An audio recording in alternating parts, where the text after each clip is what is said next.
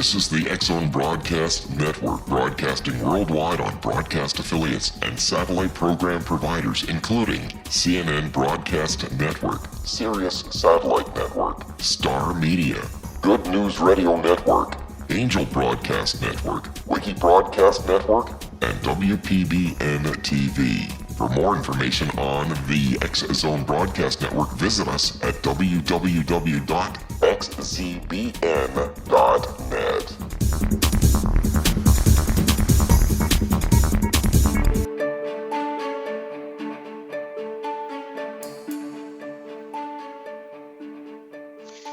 Hello, everyone. Welcome to the latest edition of the Kal Korff, or Kal's Corner, here on the X-Zone Broadcast Network.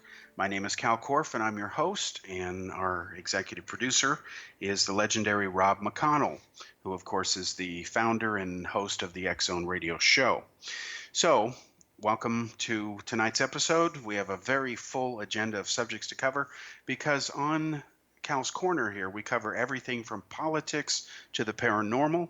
As early as 2 weeks from now, we will start having some wonderful guests across the spectrum of subjects, and tonight we're going to cover a lot of them, so let's get started.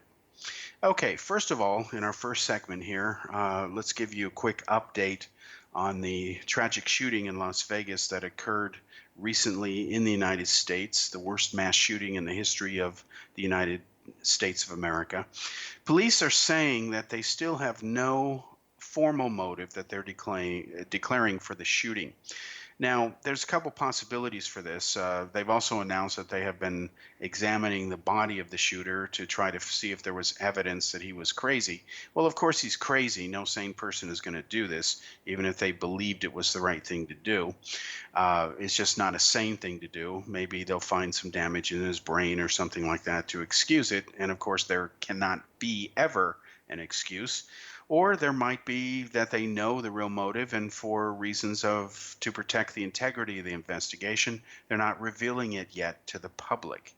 Bottom line is there's still a lot more unknown than known about this incident. We'll give you updates as they merit being communicated. All right, so that's an update on the Las Vegas shooter and mass shooting spree that he was responsible for recently in the United States. Now let's switch to a totally different subject because she's still relevant in the news. Former Secretary of State and arguably the biggest loser in American political history in the modern era, Hillary Clinton, has had to put the brakes on her book tour in the UK. Now remember, Hillary has written a book called What Happened. It's just a statement. It's not a question mark. It's supposed to explain why it is that she lost the presidential election to Donald Trump. And as my book, which is titled What Didn't Happen, Exposing Hillary's False Claims, she blames everybody but herself for losing the election. And it just is not true. In fact, I don't like calling people liars, but when Hillary says that voter suppression in Wisconsin caused her to lose that state, it's a blatant lie. In fact, she cites a study that was commissioned by her own super PAC, who gave her over $130 million. So no wonder the study comes out and says nonsense stuff like that. It's not going to tell the truth. It's a vested conflict of interest. And Hillary doesn't even mention the incestuous relationship she has with that study that was done, and that it was funded by her own super PAC.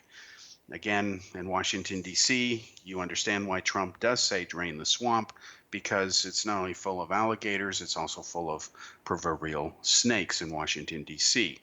So Hillary has broken her toe. According to the reports, she was going down the stairs too fast, wearing high heels. I don't know that Hillary wears high heels that often, but anyway, she was carrying a cup of coffee. And I'll leave it up to you to decide how responsible it is for a 70-odd-year-old woman to run down the stairs in high heels carrying coffee. I don't think you'd want to advise your kids to do that, but this is Hillary Clinton. The good news for people who admire the truth is that because she's had to cancel almost all of her appearances now, she's appeared on one show wearing her foot brace. If she's not talking to the media, then she can't lie anymore. That's always good news. But Hillary is still on her woe is me, feel sorry for me, blame everybody but me. And the fact is that Hillary lost the the election because the voter demographics that supported Obama just didn't want to support her. In fact, most of the Democrats who could have voted didn't bother doing it. And had she carried the black vote to the degree Obama did, Hillary lost so much stuff, so much demographics compared to Obama, that 53% of the women who voted in the presidential election, they voted for Trump. Had maybe 49% voted for Trump or even 52%, she'd have won because the number of votes that turned the election was roughly, if you want to round the number, roughly 100,000. And that's rounding it up. So the point is that it's Hillary Clinton's fault that she lost the election, but that's not what her book says. She says in other issues that I take full responsibility for whatever, but she doesn't really do that. And then she goes off on these tangents about, Russian conspiracy and so on. Yeah, the Russians were a factor, but not enough to throw the election. And this is ironic that Hillary, the so-called great feminist, didn't win the majority of the female vote. Because remember Donald Trump's, inexcusable remarks about women and their anatomy, although they were said some 11, 12 years earlier, shouldn't have been an issue, but the Democrats and Hillary and Michelle Obama made them an issue, and so did the media because they hate Trump. It was a big, typical American circus. The fact is, Hillary did not win most of the women's voters, and that is her fault. We'll be back after this commercial break for the second segment of the show.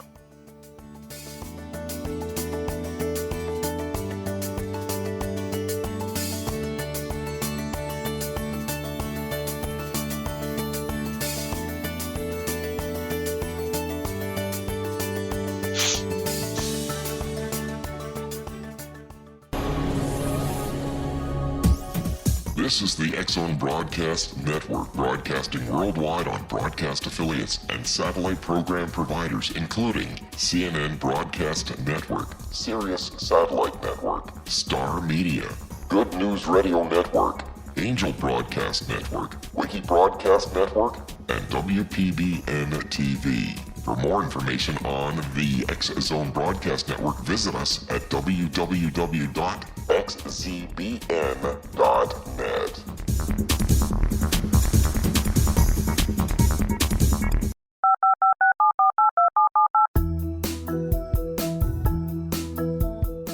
Did you know that when you're on the road with limited data or Wi-Fi, you can still listen to the X-Zone Radio Show with Rob McConnell, The Science of Magic with Gwilda Wiyaka, X-1, Dimension X, Space Patrol, and every minute of the X-Zone Broadcast Network by calling 213-401-0080, courtesy of Audio Now. No smartphone, app, or internet needed. It saves your data plan and it's free if you have unlimited minutes. Call 213-401-0080 to listen on any phone, anytime, anywhere. Remember 213-401-0080 for the best of the paranormal, parapsychology, and sci-fi radio programming anywhere, 24/7, 365.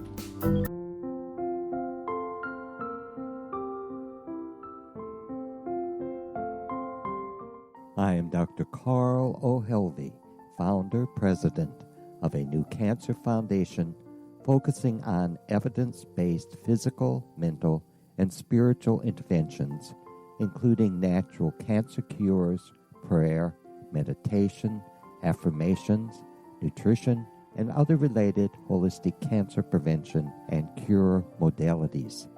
These are used in cancer education, research, and financing care. I ask for your help to continue this important work by donating at www.holisticcancerfoundation.com.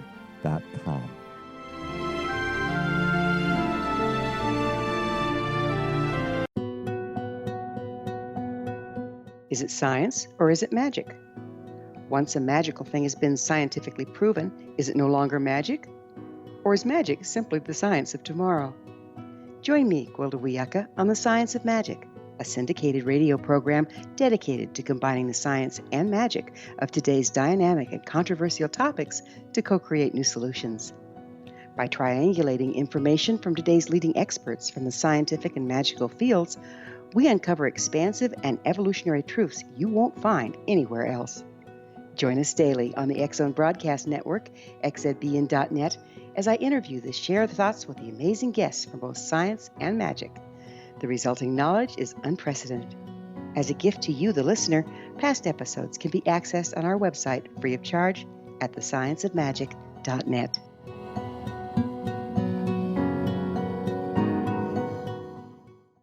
Little children aren't the only ones afraid of the dark.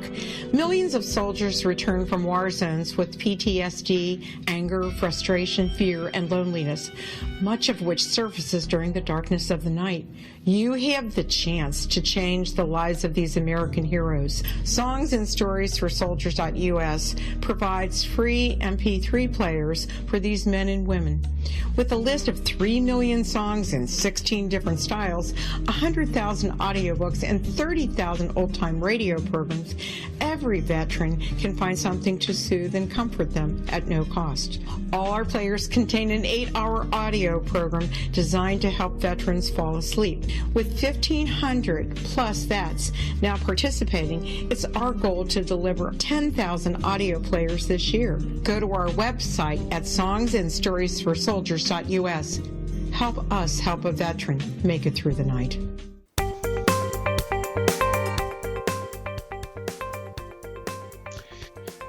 Welcome back to segment 2 of Kal's Corner here on the X-Zone Broadcast Network. My name is Kal Korff, and I'm your host. And once again, our executive producer is the one and only Rob McConnell. Now, on Kal's Corner, we cover every week subjects that range from politics to the paranormal. And again, that's a wide spectrum. It includes pretty much anything under the sun. So, in tonight's episode here, we're going to cover, again, a wide variety of subjects. So let's get into segment 2 here, where we're going to focus on Europe during this segment. And then we'll, in segment 3, talk about President Donald Trump's rejection and resetting of the Iran nuclear deal and how that does affect everybody. So let's talk about Europe real quick.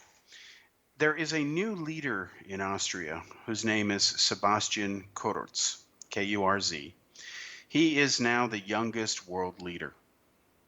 He is in his early 30s, very good-looking guy, very charismatic. And Austria, going back to the days of the far-right party and a man named Jörg Haider, who later died in a car crash, Austria for years has been teetering on having a far-right-leaning government. What has happened now is that Kurz has won the election.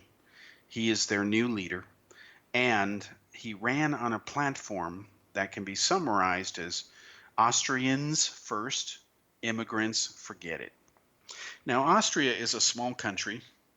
It has a population of 9 million if you round up the numbers, so that's not a lot of people. And they, of course, have rejected Austrians almost to a man and woman.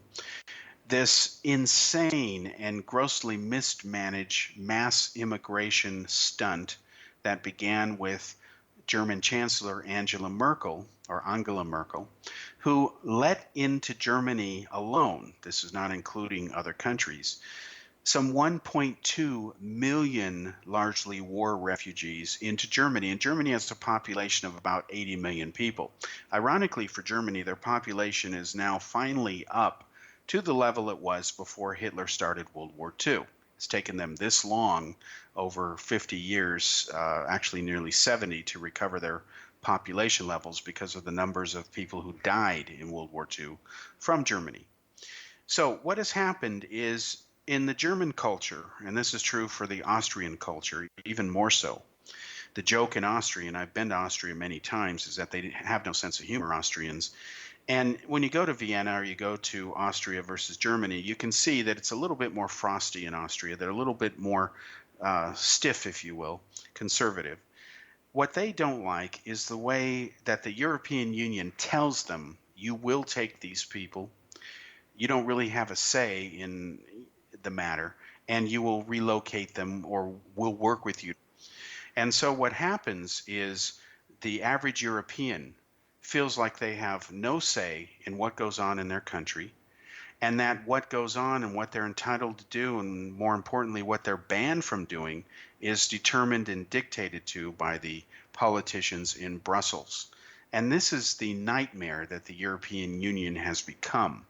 And if you look at what has happened, the very concept of what's called Ordnung, or order, in German culture and in Austrian culture has totally gone out the window. Now, this does not mean that Austrians are by default immigrant phobic. That's not quite true. But what they don't like is to have their country, or especially small towns and villages, overrun by foreigners, and to have the whole program mismanaged. And this is what has shocked most Germans and Austrians and Europeans as a whole, is how mismanaged this massive influx of immigrants has been, led by Chancellor Merkel. And although Angela Merkel got reelected, she didn't win a huge mandate. She's never been weaker, even though she's starting her fourth term in office. And she's had to make concessions. For the first time, and it's a little too late now, she has said that she's going to put limits on the number of immigrants that can come into Germany. And the voters are saying, well, duh, hello, why didn't you do this before? Because Germany blew it. She blew it. France has blown it. And this is why, if you look at the recent election history in France, it was a contest between the far-right contender Marine Le Pen versus Emmanuel Macron, who won the election. And now he's already more unpopular than popular, and he's only been in office for not even 6 months. So what has happened is there is a rise in populism across Europe. In the United States, that has absolutely happened. Donald Trump is in the White House, not Hillary Clinton. And if that wasn't evidence of a rise in populism, nothing is.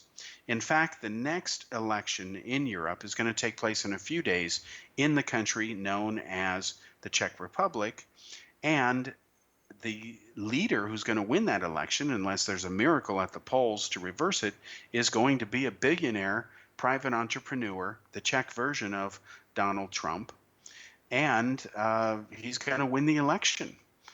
And so his name is Andrej Babiš, and he's running as an anti-establishment guy whose party is brand new. I was in Prague living there at the time when a new political party called ANO, which means yes in the Czech language, he's head of that party, and they've made fantastic gains over the years. They're not an old party at all, and they are fueling and feeding on the sentiment of voter frustration.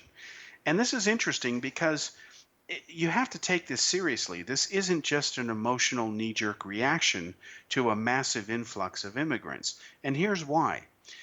Normally, what sways elections is the state of the economy. When a party is doing bad because the economy is bad or it's being mismanaged, they tend to get tossed out. And you have this swing of the pendulum going back and forth between usually the Social Democrats and maybe the liberals or conservatives. If the liberals don't fix things economically, the conservatives tend to take over. When they screw that up, then the liberals are given another chance. And what you end up with is a polarized two-party system that people say has failed us, and that has happened in the United States. You've got the Democrats and the Republicans, and they're not doing things to move the country forward. There's a lot of stagnation. In fact, under the 8 years that Barack Obama was president, the Republicans made a point to wear the badge of being the party of no with pride and honor, and there's no honor in that. You should put the country first, not your political party. And even when Obama was right, they did everything they could to sabotage and undermine him, and that is wrong. Politicians especially are elected to put the best interests of the voters and the country first. Anything else is irrelevant. And this is something that both parties have lost sight of. And there was a study done by Princeton University, which is quite interesting. They went back decades and looked at the congressional record and found out that some 90% of the laws that Congress had passed, now this is the important stuff, has been on behalf of vested interests. And what the study concluded was that the United States effectively became an oligarchy during the time of President Bill Clinton. And what has been interesting about that conclusion is not only is it valid, study was very solid and very well done, but when I shared this fact with Clinton supporters, they were all up in arms as usual, because you can't dare criticize the Clintons even when you tell the truth in the eyes of their supporters. They said, no, no, no, it happened under Reagan. They didn't deny it become an oligarchy and vested interest because the Clintons, of course, are masters at pay-to-play politics. They've become quite rich by using that business model, if you will, disguised as a charity. And the study said that no, it didn't happen under Reagan. It actually started under Clinton. It began in earnest under Clinton, and of course it can be traced back to the time when he was renting out the Lincoln bedroom for over $5,000 a night. Remember that, folks? For a little over $5,000 as a donation to the Democrats, you could sleep in President Abraham Lincoln's bedroom, and then you could that morning have coffee with President Bill Clinton and get a photograph taken with him. And that, of course, went on for over a year. It only stopped because of public outrage, and tens of millions of dollars was raised. And, of course, many of those donors, or at least enough of them, were crooked people who were later indicted for election and campaign fraud and illegal donations of large amounts of money to campaigns and not reporting it. And a lot of the donors were from Asia, of course, because the Clintons essentially led the charge to outsource a lot of stuff from America to Asia overseas. And of course, we must remember that Hillary Clinton was for the international trade agreement that would have lined up a bunch of nations in Asia against China before she found out that there were polls indicating that most Americans were against it. And then, of course, she says, well, it doesn't meet my gold standard, so I'm now against it. And she had done a flip-flop. Clinton was famous and is infamous for doing flip-flops just like John Kerry does all the time. So getting back to the issue of Europe, we have to remember that the first sign that things are not going well in the European Union is, of course, the British vote called Brexit, where most of the people in London voted to stay in the EU, but the rest of the country said, we want out of this mess. And of course, Britain is a shining example of how not to do immigration properly. And of course, they're continuing, like France, low-hanging fruit targets for terrorist groups. And as we've reported here on this show, even though they have strict gun control laws, the terrorists use everything from homemade bombs to knives to automobiles to kill innocent people over there.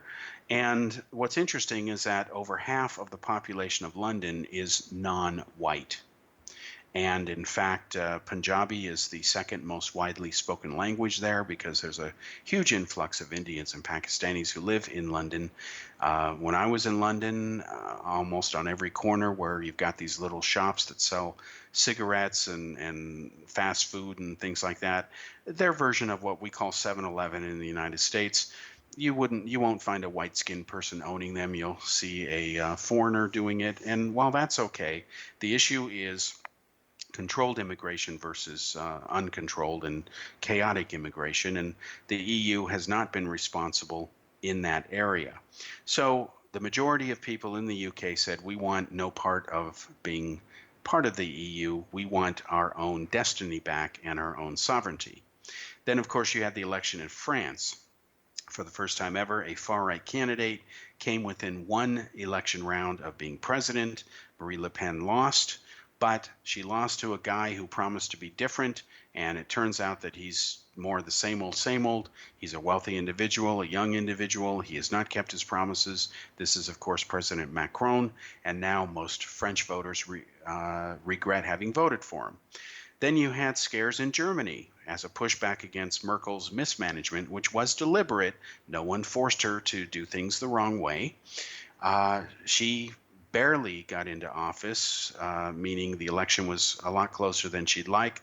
And most importantly, the Alternative for Deutschland party, which didn't even exist until recently, it's a far-right anti-immigration policy which doesn't even make apologies for Germany's conduct during World War II. She said they should be proud of their military. They now have members in parliament. In Hungary, you have a rise of the far right. In the Czech Republic, you're going to have a populist in office in a couple of days. And of course, just now in Austria, you have Sebastian Kurz. And what they're going to do is put an immediate stop to this interference by Brussels on how to handle their own immigration issues. So this is what politicians get when they don't deliver. The people get angry, even when the economies are doing fine, and they push back and they say, anybody but you, and they'll even vote for people like Donald Trump or whatever as populist candidates. So we'll be back after this commercial break with segment 3 here on Kal's Corner.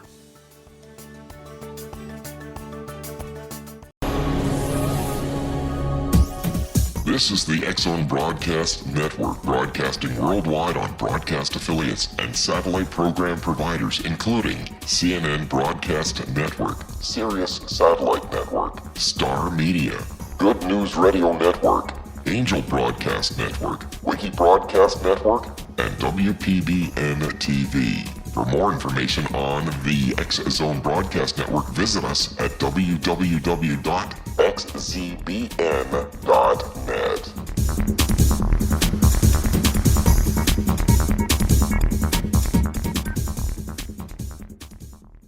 How would you like to be able to read other people's minds? Well, the next best thing is here. When you know how to read a person's name, you know how the person thinks, feels, and behaves.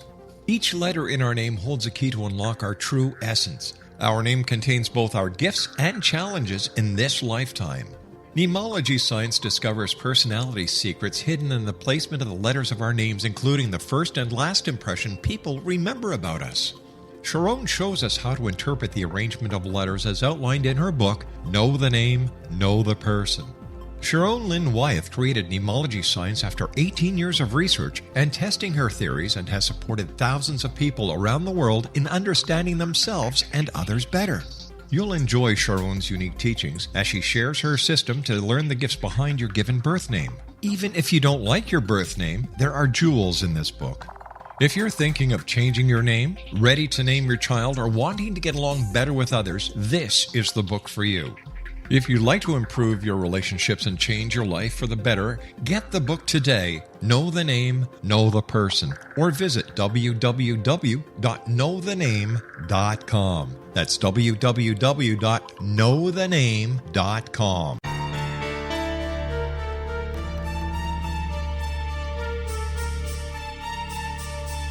Hello, I'm Justina Marsh, and with my dad Pete, we are going to present a new show called Too Good to Be True. Together, we are aiming to discover more truths about this world and beyond. Do you have unanswered questions about the world?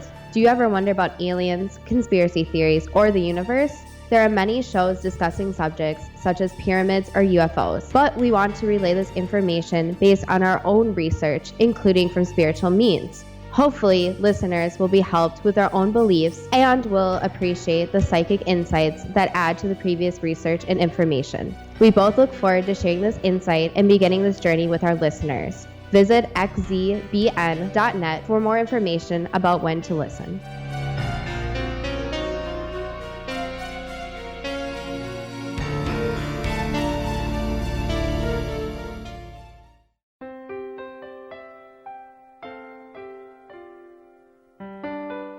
Ancient prophecies, legends, and current events indicate we're entering a high-frequency era supporting enlightenment.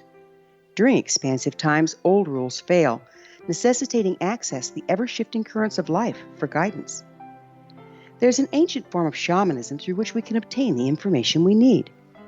I'm Gwilda Wiyaka, founder and director of Path Home Shamanic Art School, with a great new provision for those interested in spiritual evolution and personal empowerment.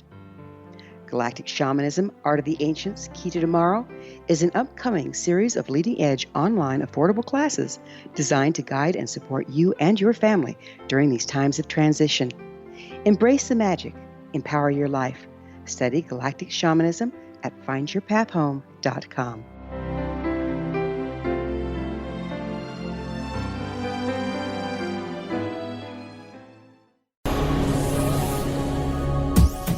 This is the X-Zone Broadcast Network, broadcasting worldwide on broadcast affiliates and satellite program providers, including CNN Broadcast Network, Sirius Satellite Network, Star Media, Good News Radio Network, Angel Broadcast Network, Wiki Broadcast Network, and WPBN TV. For more information on the X Zone Broadcast Network, visit us at www.xzbn.net.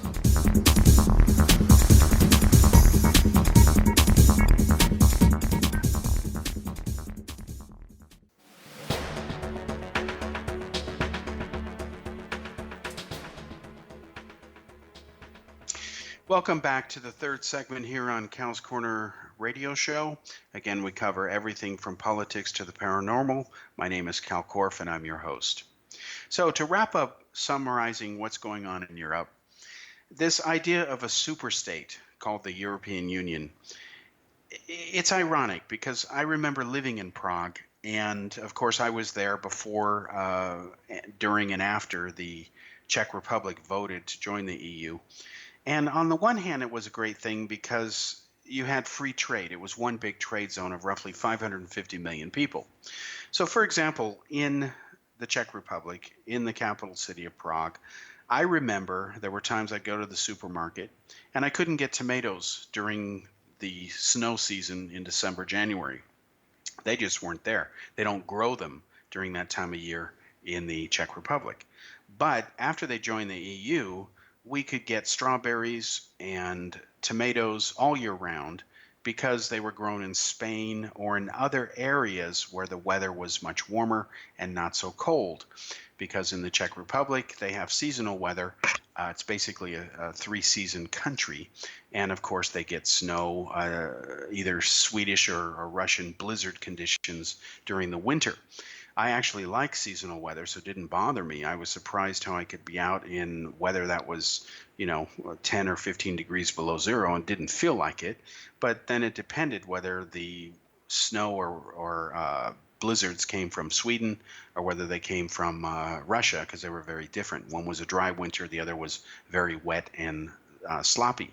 So I appreciated the fact that I could get pretty much all the fruits and vegetables I wanted all year round, because there's always some country in Europe that was growing them, at different times. That was great. But then I started to see this control. For example, if I wanted cucumbers or zucchinis, they were all wrapped in plastic. That was a law, okay?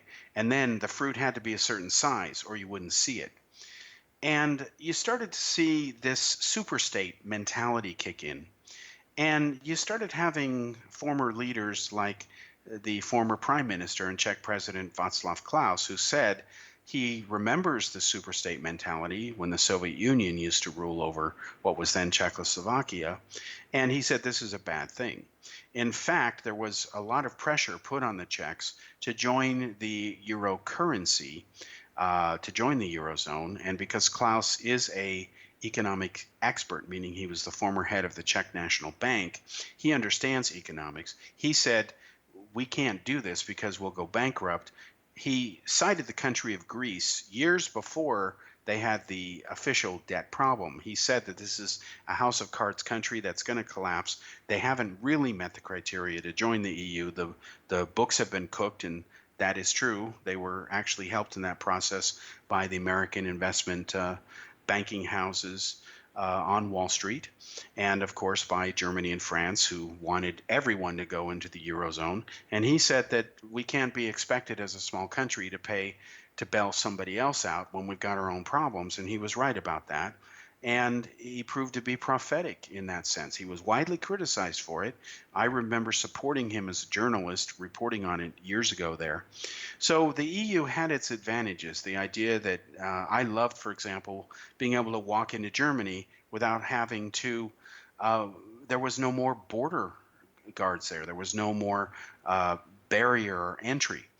Because what I used to have to do when I first moved there, before I got my residency permit, which was always 1 year at a time, is every 90 days I'd have to take the bus or train to the German border in Warnsdorf. And I would get out and walk to the border station. And there would be some Czech guards there and policemen. And there would be this, gate. And they'd give me a stamp on my passport saying I was leaving the country. Then I'd go a couple hundred meters up the road to a nice little pub, order lunch, have a nice, wonderful German beer. Czechs make the best beer in the world as well.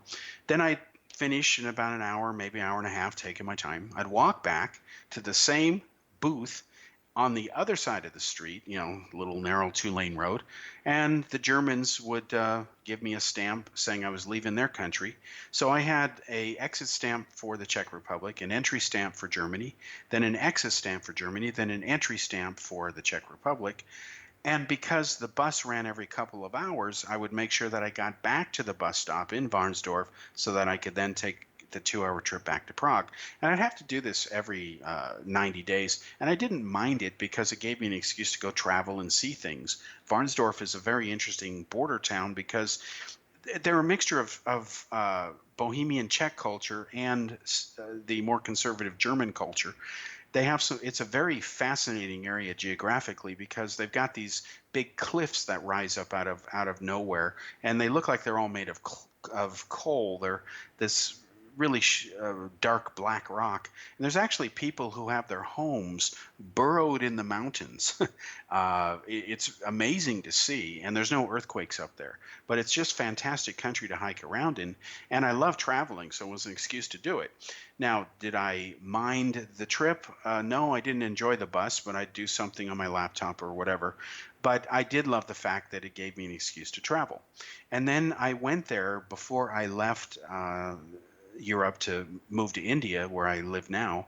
And it was weird going back there. I actually filmed it. And all I saw was the remains of that station.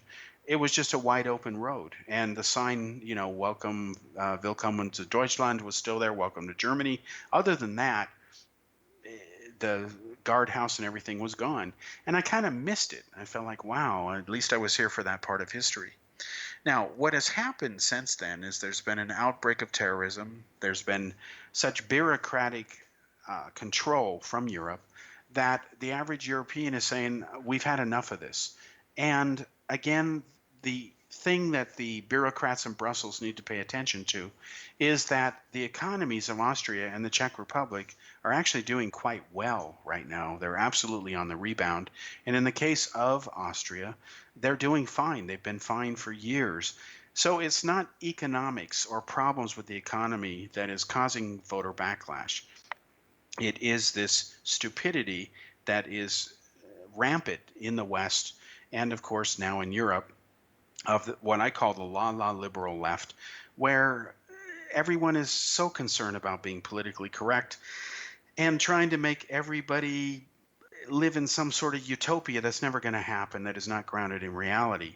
And countries feel like they don't have their own cultures and identity anymore. In fact, there was an article yesterday in the paper about a small German village that has been overrun by immigrants, just dropped there randomly, it seems, by authorities.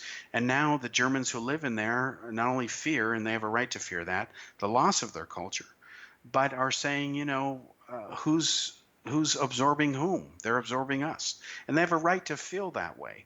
In fact, Angela Merkel is a hypocrite on the issue because for years before she opened the floodgates, she said that this multiculturalism doesn't work. That's a quote from her. And she said that if they do come to Germany, they must learn the German language. She has since changed her mind and said, oh, no, it's not necessary.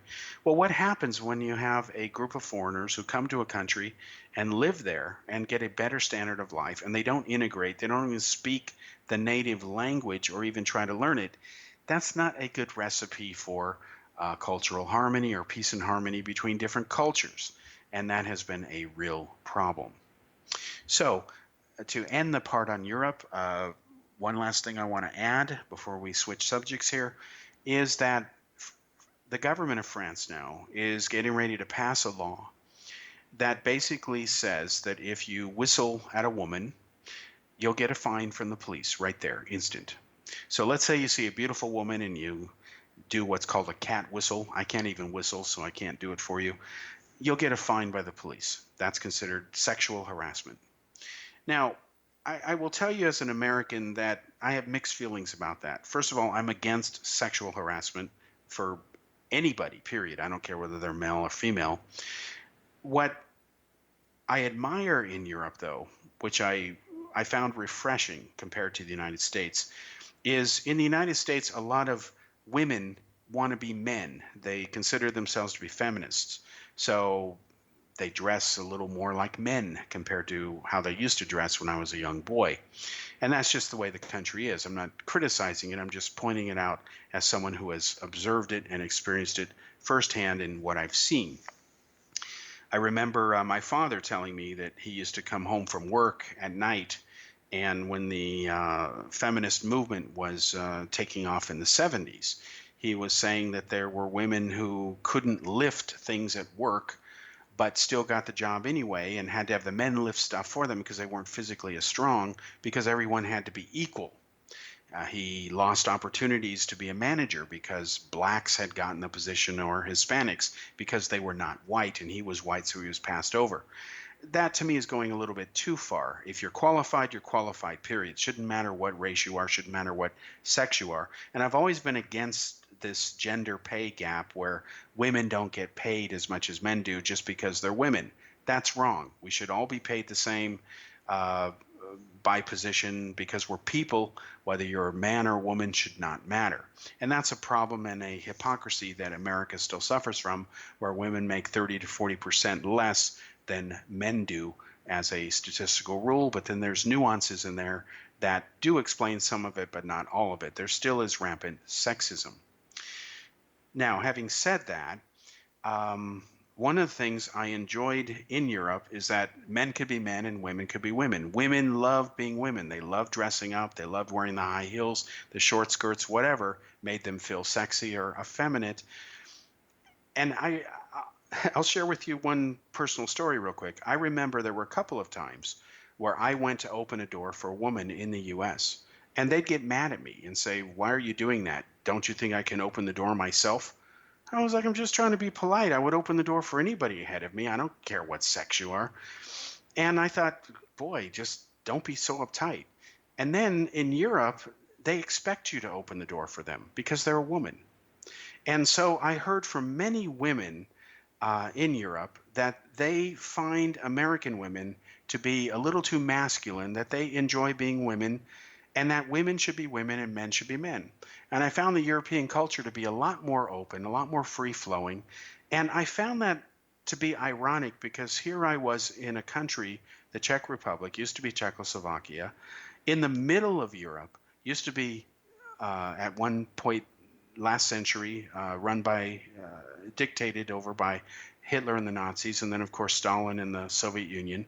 And yet there were more freedoms in that country after communism fell than there still exists today in the United States. And I found that to be ironic, and I found it very liberating. So the reason I have a soft spot for Europe, and probably always will, is because I admire the cultural diversity, and I love the fact that people love to have a great time.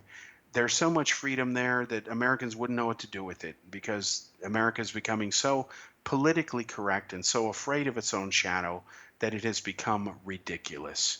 So the French are passing this law, and of course the bureaucrats are going to mess it up. They're going to do it in such a way where the law becomes a little bit too much of a big brother. And while I don't think you should sit there and harass anybody sexually or in any way, it's just not right. Just like we shouldn't have discrimination. What does that say about a culture when you have to pass a law to regulate that? It's a bit curious, because of course the bureaucrats will overdo it and do it wrong, when the spirit of the law, or at least its intention, might be admirable or noble, but the implementation is going to be something else entirely. Now, I've gone way over the minutes I wanted to spend on the subject, but I wanted to end it on that. After the station break here, what we will do is come back and talk about Donald Trump leaving the Iran nuclear agreement. He will not certify that Iran is complying with the terms of that agreement. We'll be back. The Earth is under ever-increasing pressure from untenable lifestyles and growing populations. Yet, viable answers seem in short supply. What if I told you there's an ancient form that can empower you to take charge of your life?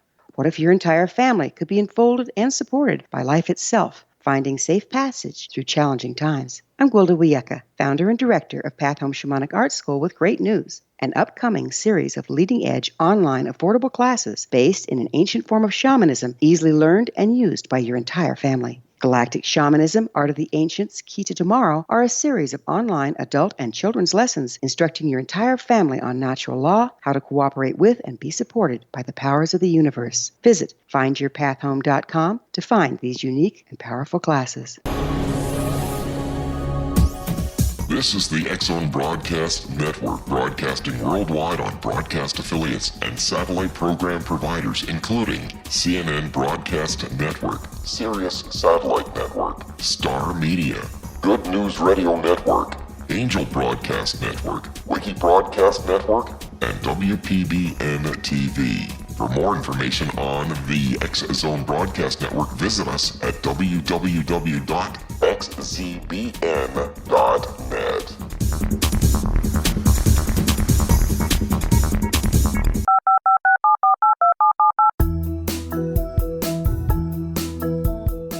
Did you know that when you're on the road with limited data or Wi-Fi, you can still listen to the X-Zone Radio Show with Rob McConnell, The Science of Magic with Gwilda Wiyaka, X-1, Dimension X, Space Patrol, and every minute of the X-Zone Broadcast Network by calling 213-401-0080, courtesy of Audio Now. No smartphone, app, or internet needed. It saves your data plan and it's free if you have unlimited minutes. Call 213-401-0080 to listen on any phone, anytime, anywhere. Remember 213-401-0080 for the best of the paranormal, parapsychology, and sci-fi radio programming anywhere, 24/7, 365.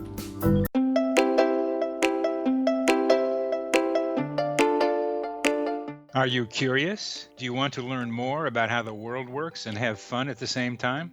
Study coincidences with me, Dr. Bernie Beitman, MD, on my Connecting with Coincidence radio show, here on the XZBN network. Listen to Jungians theorize, statisticians randomize, true believers evangelize, while I categorize. I dance to the rhythm of coincidences. People who experience me see more of them. Maybe something on the show matches a thought in your mind. Let us know. Expand your mind to the weirdness happening around you. Synchronicity spoken here, there, and everywhere. For more information, put Connecting with Coincidence in your search engine and find my website, my social media sites, and my blog.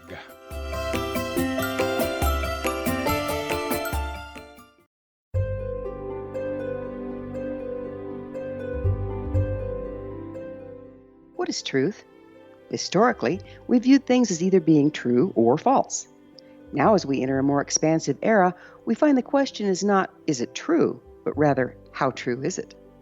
I'm Gwilda Wiyaka, host of the Science of Magic Radio, a syndicated, internationally broadcast radio program dedicated to uncovering this ever-expanding truth. Join me daily on the X-Zone Broadcast Network, xzbn.net, as I interview today's leading experts from the fields of science and magic to uncover the hidden truth between the lines drawn in the sand. What we unearth in our discussions is not only amazing, but totally unprecedented. You won't want to miss a single episode. In service to our listeners, past episodes can always be found on our website with our compliments at thescienceofmagic.net.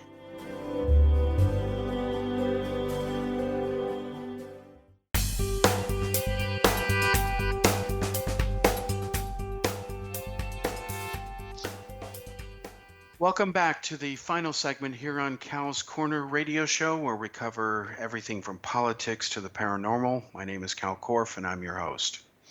Okay, for the last subject we're going to talk about tonight, this concerns the Iran nuclear deal that Barack Obama and former Secretary of State for the United States, John Kerry, brokered, along with the what's known as the P5+1 group of nations, which of course includes European Union, Great Britain, and Russia, and so on. The nuclear deal supposedly is supposed to keep Iran from developing a nuclear weapon.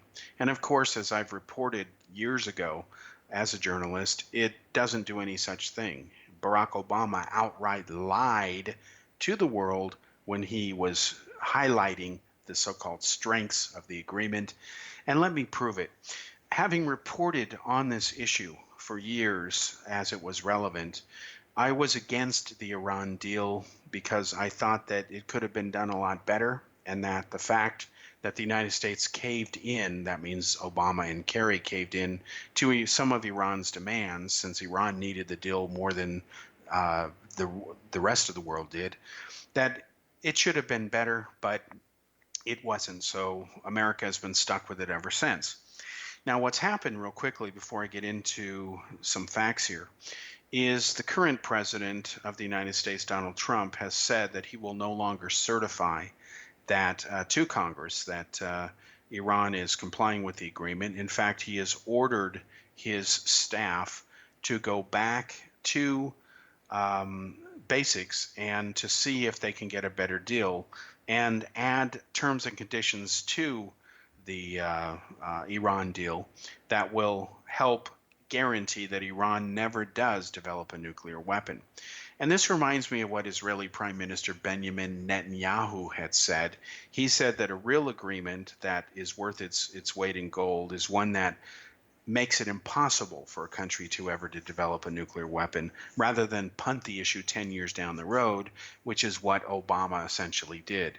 See, one of the weaknesses in the American system of politics, it's also one of its strengths, ironically, just depends on how the issue is managed, is a president has 4 years in office, and 2 of those 4, if he wants to run for re-election, has to be spent running for re-election. And the first year is lost trying to get set up. Then he's got year 2 and 3. Then the 4th year he's got to spend on the campaign trail. So it's really only 2 years of solid work that gets done if he's lucky. And Obama was never lucky in that sense, thanks to the Republicans and the fact that he had too much of an agenda that most Americans did not agree with. And that is reflected in the election of Donald Trump as a successor to Obama. So Trump has said and that the Iran deal when he ran for president was always a bad deal. And Trump has said that it was unprecedented that Iran should be paid all this money up front when they haven't even delivered on the goods. And as I wrote in a full-page special that appeared in the Daily Post a few days ago, I critiqued paragraph by paragraph what Trump was saying, and most of what he said was actually factually correct. That's unusual for Trump, at least based on his past patterns. But there were some things he said that were not true, and I'll explain that right now. He said, for example, that Iran had exceeded the amount of heavy water that they're allowed to make twice. That is true. They did do that. But what Trump did not say is that to be compliant, Iran sold that heavy water to other countries on the market, profited from it. And so what Trump is going to do is try to rework the agreement so that Iran cannot do that in the future. And if it does exceed its agreed limits, that it will not profit from it. Otherwise, there's no incentive for compliance. And he's right about that. Now, I've always said, because I reported on it years ago, I had written a series of articles in August of 2015, which appeared in the newspaper Daily Post. And I wrote that Obama did lie. I was very blunt in my reporting as usual. What I'm going to do is just summarize what I had said a couple of years ago, because it is now 2 years later, and a little over 2 years later. And what Trump is saying is exactly what I said a couple years ago. And bottom line is the reason he's going back for a better deal is because he's right. We should have a better deal. Iran is saying they're going to resist it. The European Union, of course, doesn't want to deal with it. They've got their hands full trying to live in their ivory towers. And Russia, of course, who stands to lose a lot of money because they make the reactors if the deal totally goes south. What they want to do is they want to try to find a way that Iran will agree to it. And Iran really has no choice. The alternative for Iran is going to cost them billions of dollars and a lot of problems if they don't agree to modify their stance. All sides are going to want to save political face, of course, because there's that image to maintain. But the fact is, Iran remains a global threat to the world. And what is sad is that Iran is going around and using the war against the Islamic State to execute a lot of political opponents who are not terrorists, but because they don't support the regime in Tehran, they're murdering people, and they have death squads that go around that are sponsored by Hezbollah and other entities that are Iran's puppets and cronies. And this is being grossly underreported in the West. The West doesn't really care. And for better or for worse, the Kurds are the only sane group in the area in Iraq, and they're all that stands between Iran's hegemony and their fight to be the dominant superpower in the Middle East. And it is the only thing that is stopping them from succeeding. And the Kurds need help. They can't do it by themselves. And the U.S. is aligned with Saudi Arabia, but Saudi Arabia has its own problems. They're as radical and as extreme in many things that Iran is as well, because again, there is this divide in Islam between Shia and Sunni Muslims. They've been killing each other gleefully, if you ask them, for over 1,400 years, because each one considers the other side to be heretics. So to make a long story short, what Obama said, and this is a quote, he said, after 2 years of negotiations, we have achieved a detailed arrangement that permanently prohibits Iran from obtaining a nuclear weapon. It cuts off all of Iran's pathways to a bomb.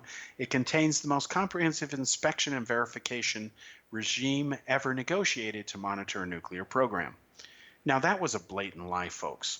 What I wrote at the time was pure nonsense. Obama lies at least one time in each of these 3 sentences, which is shameful.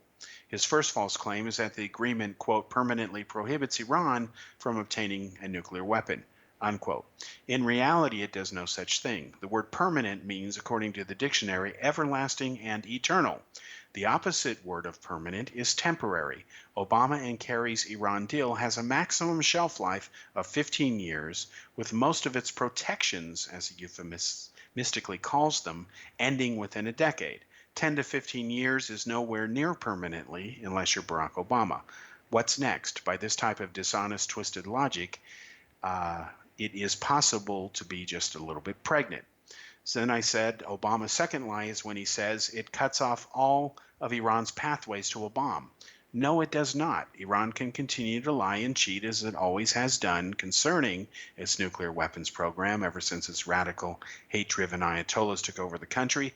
Iran can easily do this by simply using secret facilities that only Iran knows exists. Most of the country will not be open to inspections, not even past nuclear weapons-related facilities, which Iran has used to get away with cheating over the decades. The third lie in Obama's sentence is when he falsely claims that the agreement, contains the most comprehensive inspection and verification regime ever negotiated to monitor a nuclear program. And then I wrote, even Obama must know that this is not true. Here's why. Not only will no snap inspections be allowed. Now, snap inspection is an inspection that can happen instantly on the spot as determined by a UN weapons inspector. The cameras that are to be used to record Iran's compliance at various monitored facilities will not even be live ones. Instead, there will only be videotape for inspectors to watch after the fact. Now, can you imagine that? Can you imagine a monitoring system where you don't even get a live signal from the cameras? Instead, you have to be given a videotape by the people you're monitoring. And then I pointed out that by contrast, even in agreements reached with communist North Korea, which failed under Bill Clinton, the cameras were live. Under the terms negotiated with former Iraqi dictator Saddam Hussein, the video feeds were also live. Are Obama and his speechwriters this ignorant of basic history? Highly unlikely. His claim is a brazen lie.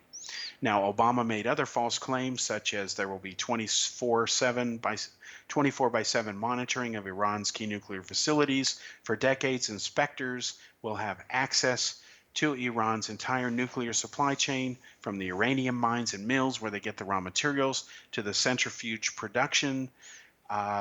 There's no way they can cheat, etc. Now, I also pointed out that he lied when he said this because it's just not true. Okay, we must remember that under the so-called watchful eyes of the international community, Iran was able to get to the point of reaching what's called the breakout stage. That is, Iran still today can make a nuclear weapon anytime they want to. And when he says that under the terms of the deal, inspectors will have the permanent ability to inspect any suspicious sites in Iran, there is nothing, absolutely nothing in the agreement, you can look it up yourself, that says they have that right. So Obama says it's in the agreement, but it is not true. And it makes you wonder what version of the agreement he's looking at. or he's lying, and I believe he's lying. In fact, as I exposed earlier in another piece, taking Obama to task and John Kerry for lying, because that's exactly what they did, in order to do a inspection over a disputed site, they have to give Iran 24 days notice. 24 days, not hours. And if Iran doesn't agree, it'll take 4 countries to vote to agree at the UN that Iran should let the inspectors in. And if Iran refuses, then that's it. It's a stalemate. They walk away and there's no penalty enforced. So the Iran nuclear agreement was never a good one. And it was not the best deal that they could have gotten, but it's the one that Obama made a point to get with John Kerry, and they have misrepresented it to the world. So Trump is going to change it. He's not buying it, and we'll stay tuned and report on it as news develops.